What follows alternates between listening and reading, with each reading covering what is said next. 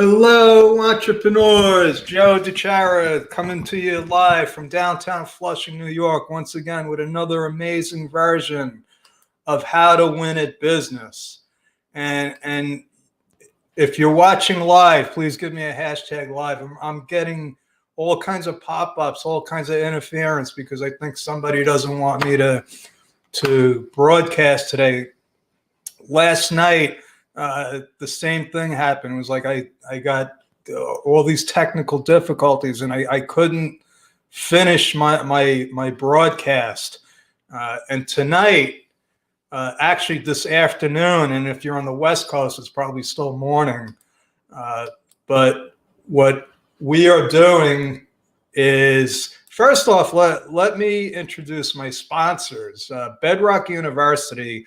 Classes are in full swing. There is no COVID-19 on the internet. So if you go to bedrockuniversity.com, there's plenty of world-class training, all free, all for small business owners. And my new favorite sponsor, Sudoku. Go to sudoku.com to buy your handcrafted COVID-19 masks, folks. And the company was owned and operated by my mom and my sister, so I highly recommend Sudoku.com. And today, this afternoon, this morning, wherever you are, I am going to finish what I started yesterday, and I am going to discuss the 3 reasons why an LLC could be bad for your business. But before I get into that, if you don't know me, I was just reminded by my mentor, my Facebook and Facebook Live mentor, Haley Gray, to introduce myself at the beginning of every Facebook Live or YouTube Live, whatever. And if you're watching the recording, this isn't even live. But if you don't know me, I am a CPA working out of Queens, New York. I've been certified since 1988. I think yesterday I said 1984, but that was wrong. So I added 3 years of experience. So I just lost 3 years worth of CPA experience in my mind. So I've been doing this a long time, 37 years. The laws as they pertain to S corps and sole proprietors have not changed that much. I mean, yeah, there's been some changes, but the basic premise behind an S corp has not changed. I have worked with thousands of small business owners from their initial idea all the way to taking them through sometimes criminal IRS cases and dissolving their business, which is not a fun thing to do. And knowing that was not fun, I decided to turn my business around and start focusing on brand new business owners. So if you're new to business, if you're a little confused, maybe you're a lot confused, like I was in the beginning, okay, because I thought it was easy. And it's not easy. And if you're just starting out and you're starting to figure out that it's not easy, I'm going to tell you what's going on right now. The problem, my friends, is that life is difficult. We are born kicking and screaming. And it doesn't get any easier. So if anybody's got a charmed life and life is easy, God bless you, but the truth is that it is tough. It's complicated. There's a lot of trials and tribulations to begin with. And what makes entrepreneurs really insane is the fact that we make it even tougher. Okay, so if you're not in business and you're trying to simplify your life, the last thing you want to do is start a business. Okay, if you're trying to make things less complicated, don't start a business, because all starting a business does is start a whole avalanche of things that you didn't know you didn't know. So that's the crux of the problem. So people go into business with unreal expectations, expecting that it's going to be easy, just like me. A lot of times, and I have my story, my ice cream truck story, where I thought I was getting arrested by the New York State sales tax department, and I didn't even know why. But that's it in a nutshell. Life is tough. So when you go into business, don't expect it to get any easier. And everyone goes through this. And that is why so many businesses fail. It's not because of a lack of capital or poor management or a bad economy. That's why established businesses fail. New businesses fail because it's so damn complicated and confusing. And it's like that by design, folks. Forbes say 8 out of 10 businesses fail. Those numbers don't work. If you look at them, I've looked at these numbers for years. The truth is that we are at a flat rate. Okay. There's not new businesses starting, and there's as many businesses going out of business today as starting. Okay, and they skew the numbers. The government is skewing the numbers to make themselves look good. What a surprise. So when you go into business, the odds are stacked against you to begin with, because of government compliance, barriers, and major confusion.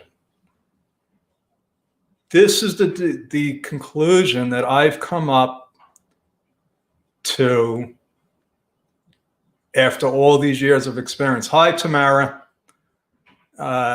So yeah, okay, Tamara, good point. You actually formed an LLC, but you're being taxed as an S Corp, which is the bottom line. I only care about how you're being taxed. And that's my point today. So thank you for bringing that up. I do have clients that are LLCs, which I converted to a corporation. And because of all this confusion, what I have done, I have turned my business around to really an education model where I am trying, my mission is to help you make business simple, fun, and profitable. Because if you're confused, you're probably not having fun. And it's a lot harder to make money when you're not having fun. So by simplifying things, by taking these seemingly complicated issues and boiling them down to what they really are, I am doing what I was born to do, I believe. Thank God. And if I'm not, I'm enjoying myself, and I love my business today because I'm not dealing with the established companies going out of business. I'm dealing with brand new people that are excited about being in business and they want to do the right thing. And the whole thing about LLCs, really irks me because they are not applicable when it comes to starting a brand new business for a regular solopreneur. They do not have a tax status. And I don't think people in the world understand this. LLC is a legal entity. It has no standing with the IRS. So when people go into business, they're all afraid of the IRS, blah, blah, blah. And for some, I'm getting down to the bottom of it, but for some reason, people think that forming an LLC is going to protect them. and it will. It'll protect them in legal matters, not when it comes to the IRS. And yet, I see professionals, CPAs, tax preparers telling their clients to become LLCs. And it makes no sense at all to me. Because if you are, and I'm not even covering what I said I was going to cover because of Tamara. Thank you, Tamara. But, the crux of the problem is that the people out there that should know this stuff don't. They don't know it. And I don't know why. I started in accounting a long time ago when we did things with a pencil and a paper. And I got a feeling that we have a whole generation of accountants and tax professionals that look at accounting as like data entry. They're just plugging numbers into a computer program. And they're not putting any thought behind the ramifications. And so these are the three reasons, and it's really only one reason, and it gets that simple, folks. There are three choices: sole proprietor, LLC, or corporation, which you can turn into an S corp. So it's a corporation is either a C corp or an S corp, but there's still only three choices. Okay, I'm going to make it even easier because in reality, there's only two choices: sole proprietor or corporation. LLCs are not recognized by the IRS. So when a single owner forms an LLC, as far as the IRS is concerned, that's great. You got LLC behind your name, but we're still taxing you as a sole proprietor.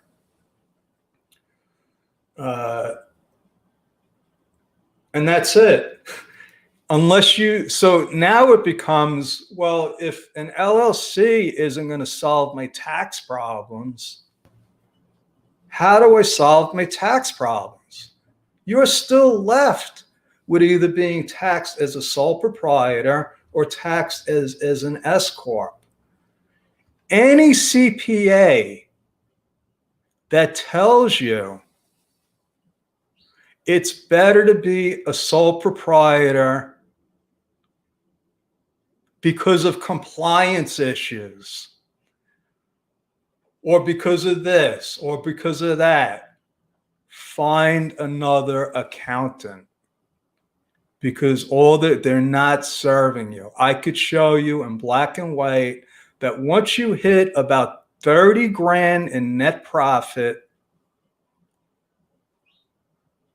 whatever it costs you to be a corporation is more than offset by what you save in taxes, on top of the fact that the IRS simply does not audit S corporations, especially not S corporations with 200, 150, 80,000 in revenue. They do audit sole proprietors with that amount of revenue. Why? Because the IRS knows that sole proprietors are not educated. And if they're not educated, they probably don't keep good records. And if they don't keep good records, they probably made mistakes. This is logical. There is no emotion in the decision.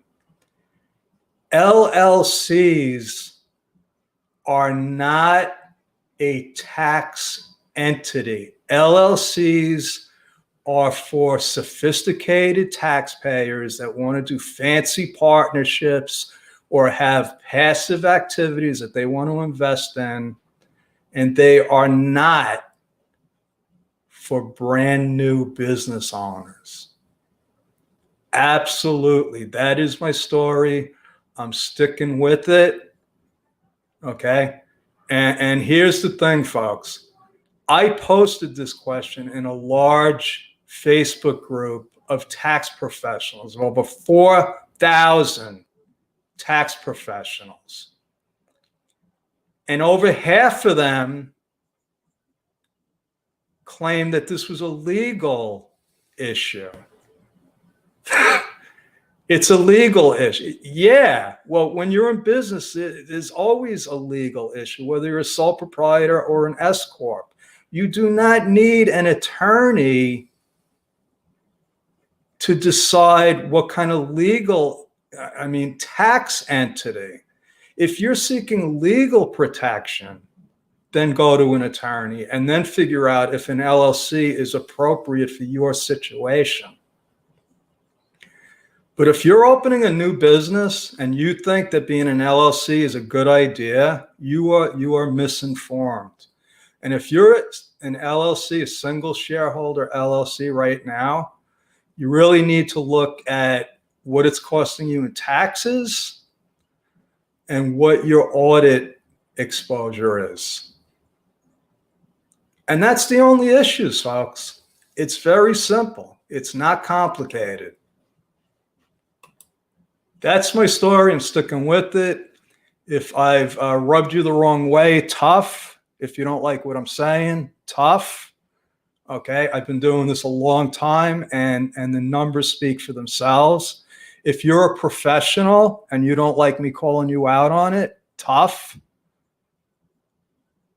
Private message me and we'll debate it logically, with no emotion, without any legal mumbo jumbo, no QBI calculations, alternative minimum tax add backs. It's not that complicated, folks.